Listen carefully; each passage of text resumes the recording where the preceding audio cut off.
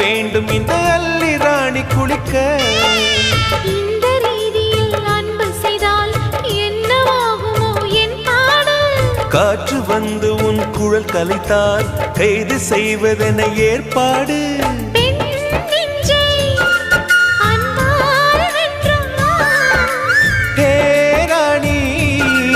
அந்த இந்திரலோகத்தில் நான் கொண்டு தருவேன் நான் ஒரு பூவீதம். உன் அன்பு அது போதும். தொடு தொடுவெனவே வானவில் என்னை தூரத்தில் அழைக்கின்ற நேரம். விடு விடுவெனவே வாலிப மனது விண்வெளி விண்வெளி ஏறும். மன்னவா ஒரு கோயில் போல் இந்த மாளிகை எதற்காக?